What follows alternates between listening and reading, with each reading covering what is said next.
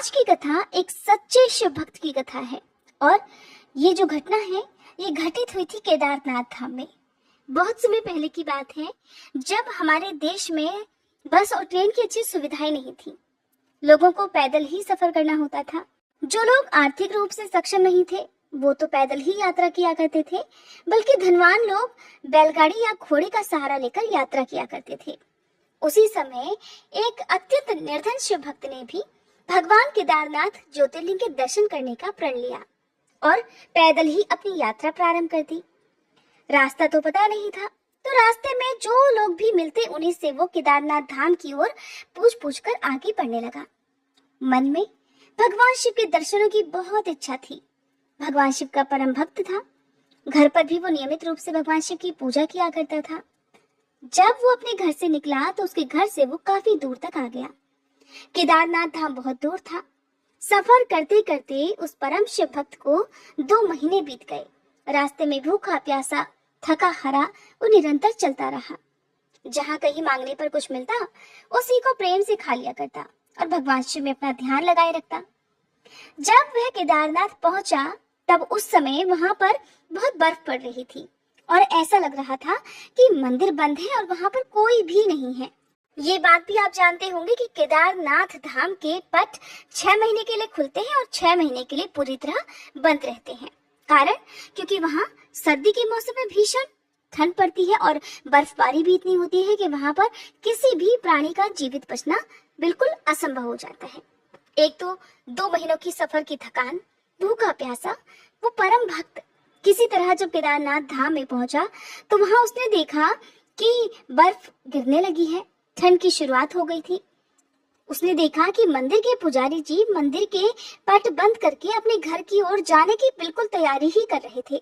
वो तुरंत अपने अंदर सारी शक्ति समेटकर किसी तरह पुजारी जी के पास पहुंचा।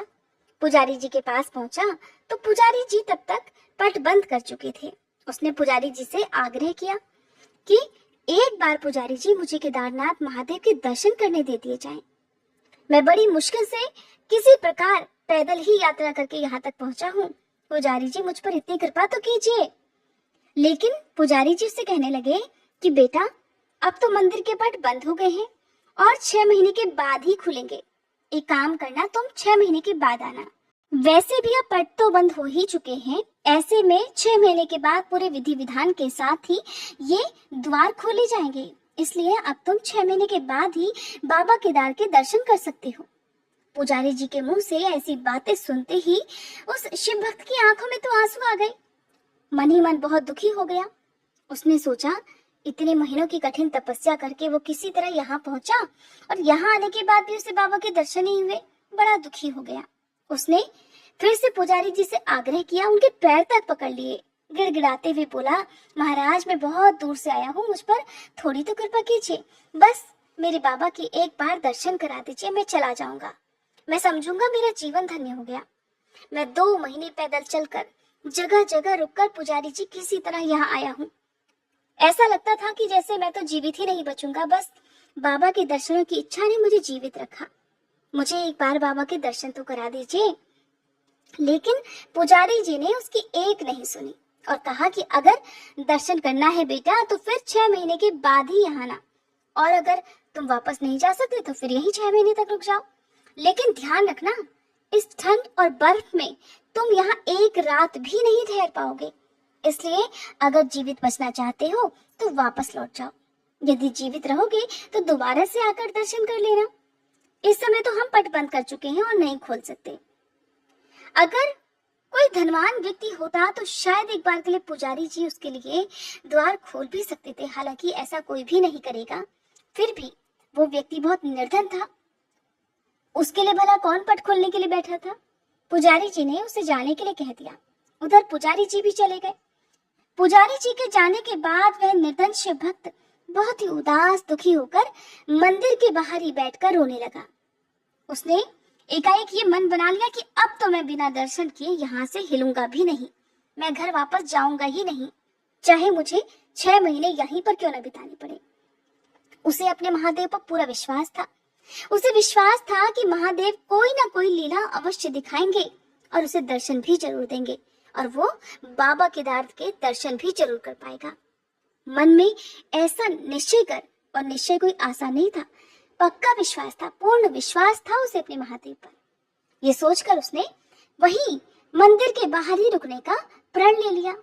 कहते हैं कि भोलेनाथ बहुत ही दयालु हैं, उनकी लीलाएं भी अपरंपार होती हैं। अब वह भक्त महादेव के दर्शन के बिना मान ही नहीं रहा था। कहते हैं कि भगवान तो दयालु है, अपने भक्तों की पुकार पर तुरंत दौड़े चले आते हैं। केदारनाथ की बर्फीली ठंड में वह शिव भक्त मंदिर के बाहर बैठा हुआ भगवान शिव का ध्यान कर रहा था। चारों तरफ बर्फ पड़ रही थी, उसके भी हाथ पैर ठंड के मारे जमने लगे। कड़कड़ाती हुई ठंड में वो बस भगवान का ध्यान करते हुए बैठा रहा। रात हुई, रात होते ही ठंड और बढ़ गई। उसका हाथ पैर, उसका पूरा शरीर सुन्न होने लगा। इतनी ठंड थी कि उस जगह पर किसी भी मनुष्य के लिए एक पल भी रहना बहुत कठिन था, लेकिन वो बस वहीं बैठा रहा। उसने सोच लिया था कि अगर बिना दर्शन किए भी मेरी मृत्यु हो जाती है तो भी मैं यहीं बाबा के द्वार पर ही बैठा रहूंगा। इस तरह वो मन में इच्छा लिए हुए वहीं बैठा रहा। जब हमारे मन में भगवान के प्रति विश्वास होता है तो चाहे कितनी भी मुश्किलें क्यों ना आ जाए, हमारा विश्वास डगमगाता नहीं है।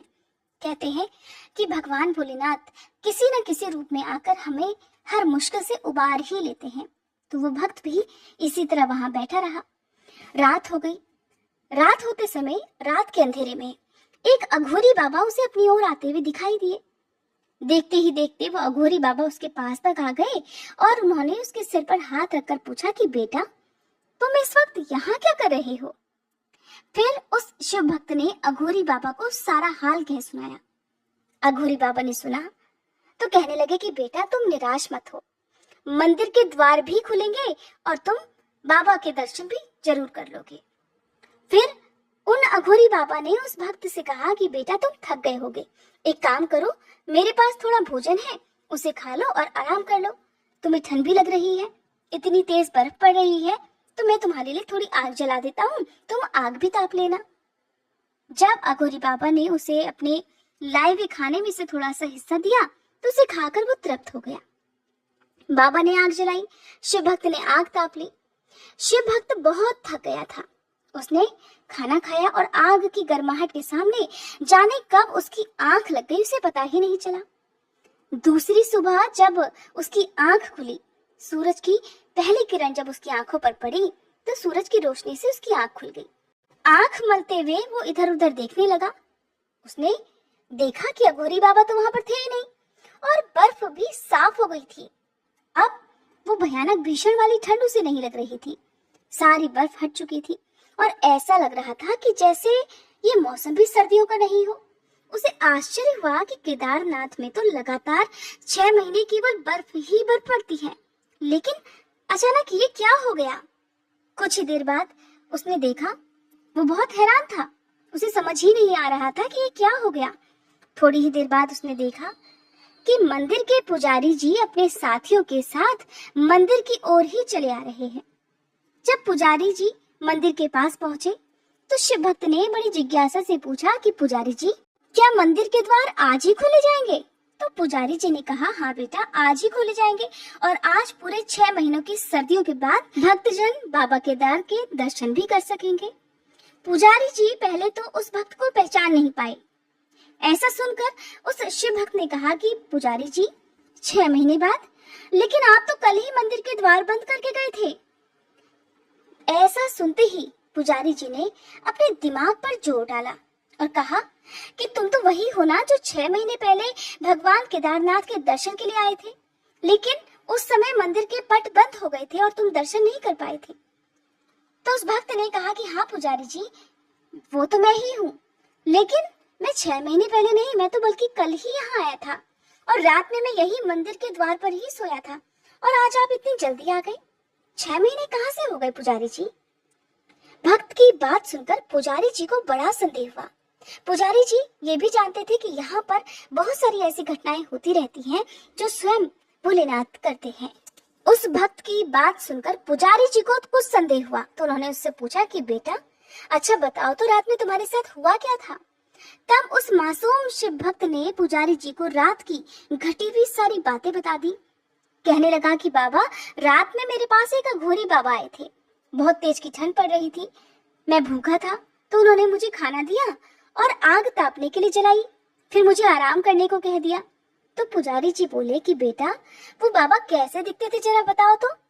शिव भक्त कहने लगा, एकदम अघोरियों की तरह, लंबे लंबे बाल, हाथ में त्रिशूल और माथे पर त्रिपुंड था। बस इतना सुनते ही पुजारी जी और उनके साथी उस शिव भक्त के चरणों में ही गिर गए और कहने लगे कि बेटा, तुम तो धन्य हो। तुम नहीं जानते, तुम्हारे पास खुद महादेव चलकर आए थे और उन्होंने ही अपनी योग माया से तुम्हारे 6 महीनों को एक रात में बदल दिया और कालखंड को छोटा कर दिया। बेटा, ये सब तुम्हारी सच्ची भक्ति और श्रद्धा के कारण हुआ है। हम इतने वर्षों से भगवान की भक्ति कर रहे हैं, लेकिन आज तक भगवान शिव के दर्शन नहीं पा सके, लेकिन तुम्हें तो साक्षात भगवान शिव ने दर्शन दिए हैं और तुम्हारी रक्षा भी की है। तो यही कारण है कि केदारनाथ को जागृत महादेव कहा जाता है। कहते हैं कि बाबा अपने भक्तों को बहुत ही जल्दी दर्शन देते हैं। जो भक्त अपने मन में बाबा के दर्शनों की इच्छा रखते हैं, बाबा उनकी रक्षा भी करते हैं। आप सभी से अनुरोध है कि अगर आज की ये वीडियो आपको पसंद आई हो तो प्लीज आप इस वीडियो को ज्यादा से ज्यादा लोगों तक शेयर कीजिएगा। अगली वीडियो में आपको हमारे चैनल पर इसी तरह की और भी अन्य कथाएं सुनने को मिलेंगी। उम्मीद करती हूँ ये वीडियो आपको पसंद आई होगी।